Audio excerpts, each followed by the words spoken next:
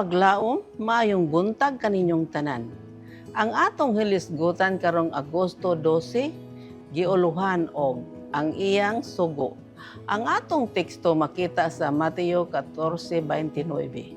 Og siya miingon, "Umari ka." Busa si Pedro mikawas sa sakayan og milakaw sa ibabaw sa tubig og miadto kang Hesus. Mateo 14:29. Kapaglaom, si Elizabeth miingon, "Nagwali ako sa among simbahan og nakahukom nga mogamit og ilustrasyon. Adunay bautismo ni adto, mao nga nakahuna-huna ako nga isip sinugdan sa akong wali, adunay tawo nga mulakaw sa tubig at tubangan sa kongregasyon." Ang bautismohanan adunay bildo nga bungbong nga nagatubang sa kongregasyon. Mao nga nagbutang kami og duha ka tag-as nga lamisa sa tubig ug ang usa ka tawo milakaw ibabaw sa tubig gikan sa usang daplin sa plataporma paingon sa pikas.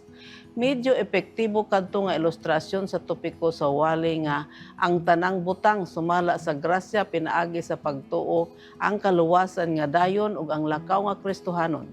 Kining tanan may tungod kang Hesus.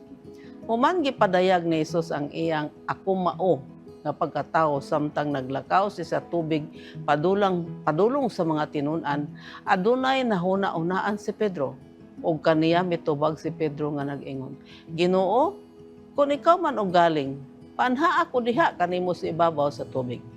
Si Hesus miingon, "Mari ka." Ug si Pedro milakaw sa tubig. Niini nga sugilanon, si Pedro nagpakakita sa sama nga pagtuo pagduha-duha sa gahom ni Hesus. Una sa sugo ni Hesus, si Pedro nakahimo sa dili mahimo, dili tungod sa kung kinsa siya, kundi tungod sa gahom ni Hesus. Unya, pagkakita niya sa hangin, napuno siya sa kahadlok ug misugod sa pagkalunod. Mitawag siya og tabang, "Ginoo, luwasa ko." Ang maura nga pulong luwasa gihatag isip hinungdan sa ngalan ni Hesus. Siya imong panganganlan si Hesus kay siya mauman ang magaluwas sa iyang katawhan. Mateo 1:21. Sumala sa iyang ngalan, ikuptan dayon ni Hesus si Pedro og tin-aw nga dakong bikil ang pagkawalay pagtuo. "O tawong diutag pagtuo, nganong nagduha-duha ka man? Ang tanan may tungod kang Hesus og sa iyang gahom sa pagluwas. Ato kining dawaton pinaagi sa pagtuo ug bisan pagani kana gasa man gikan sa Dios."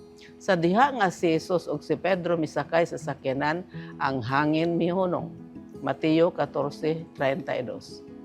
Makahanduraw ka ba niini?